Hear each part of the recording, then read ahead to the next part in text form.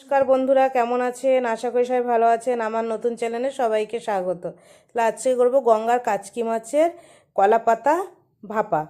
ভাপাও কেউ বলে, কেউ পোড়াও বলে, তাই আমি ভাপাই বলছি। তাহলে এখানে আদা পেঁয়াজ রসুন বেটে নিয়েছি, কাঁচা লঙ্কা বেটে নিয়েছি, টমেটো বেটে নিয়েছি। এবার জিরে ভেজে গুঁড়ো করে নিয়েছি, আর সর্ষে কাঁচাই একটুখানি বেটে নিয়েছি।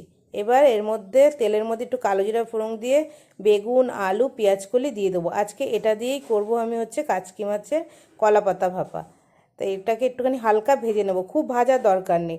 এর যে একটা কাঁচা গন্ধটা আছে এটা চলে গেলেই হলো। হালকা একটুখানি ভেজে নেব।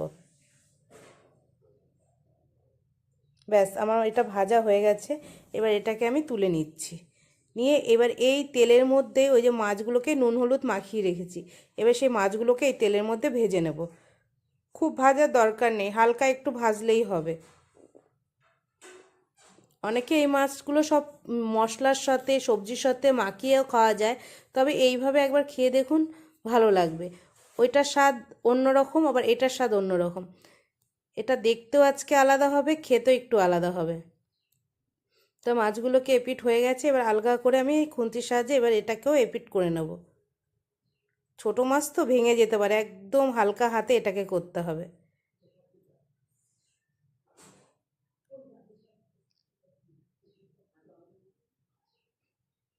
ব্যাস, আমার এই মাছটা ভাজা হয়ে গেছে, এবার নামিয়ে নেব। নিয়ে এবার ফ্রাই প্যানে এবার একটু তেল দিয়ে দিলাম। দিয়ে এইবার এখানে দেবো আদা বাটা পেঁয়াজ বাটা রসুন বাটা, তিনটে একসাথে মিশিয়ে বেটেছি, তাই দিয়ে দিলাম। দেবো এবার কাঁচা লঙ্কা বাটা। এবার দেবো টমেটো বাটা, 3 চামচের মতো টমেটো বাটা। আপনারা ঝাল আপনাদের আন্দাজ মতো খেতে পারেন, আমি 2 চামচ দিয়েছি লঙ্কা বাটা, কাঁচা লঙ্কা বাটা। এবার স্বাদ মতো নুন দেবো। এবার দেবো পরিমাণ মতো হলুদ গুঁড়ো, আর দেবো 1 চামচ লঙ্কার গুঁড়ো। দিয়ে এবার মশলাটাকে সুন্দর করে কষিয়ে নেব।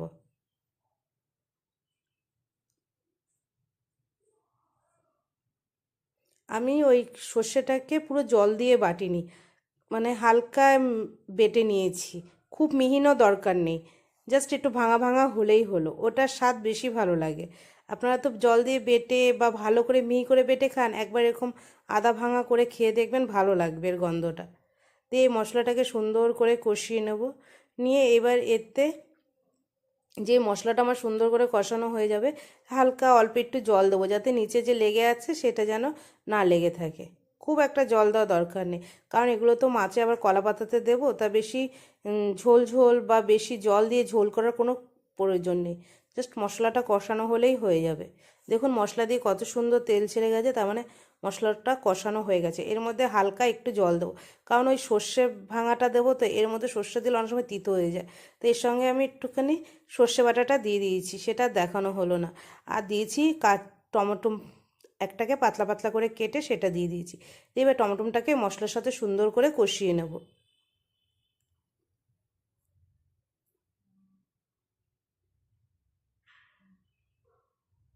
দিয়ে ব্যাস মশলাটাকে নামিয়ে নিলাম। নিয়ে এবার এই কলা পাতাটাকে এপিট ওপিট করে একটু সুন্দর করে সেঁকে নিলাম। নিয়ে এবার এর মধ্যে একটুখানি সর্ষের তেল দিয়ে দেবো।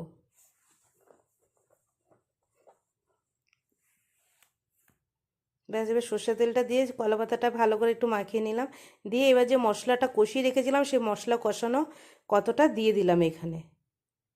দিয়ে এবার সে ভেজে রাখা পেঁয়াজকলি বেগুন আলু এর মধ্যে সবটা দিয়ে দিলাম। এর ভিতরেই মাছটা আবার দিয়ে দেবো এর উপরে।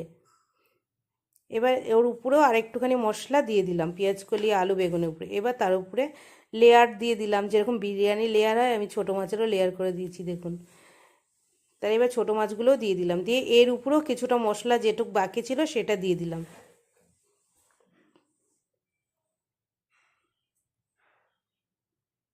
এখন দেখতেই কত ভালো লাগছে, খেতে কীরকম হবে দেখা যাক, হয়ে যাক, তারপর দেখছি, খেয়ে বলবো কেমন হয়েছে। তো মশলাটা দিয়ে দিলাম। এবার দিয়ে দেবো একটুখানি ধনেপাতা কুচি দিয়ে দেবো উপর দিয়ে।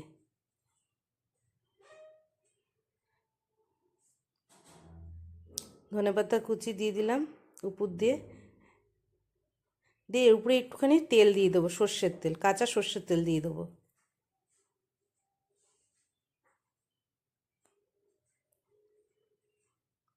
ব্যাস এর উপরে আবার কলা পাতা দিয়ে সুন্দর করে সাজিয়ে দেবো। কলা পাতাটা ছিঁড়ে গেছে, 4 টুকরো হয়ে গেছে। দিয়ে এবার একটুকে ঢেকে দেবো। এবার গ্যাসটাকে একদম কমিয়ে রেখেছি, একদম কম আঁচে হবে এটা। ব্যাস দেখি এবার, হ্যাঁ এই হয়ে গেছে, দেখুন কলা পাতাগুলো কি সুন্দর উপর দিয়ে একটা হালকা পোড়া পোড়া এসছে। এবার এটাকে উল্টে দেবো একটা থালার সাহায্যে, এবার ওই পিঠটাকে করে নেব।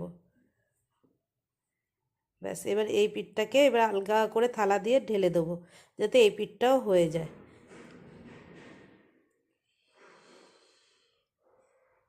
এবার এটাকেও ঢেকে দিলাম।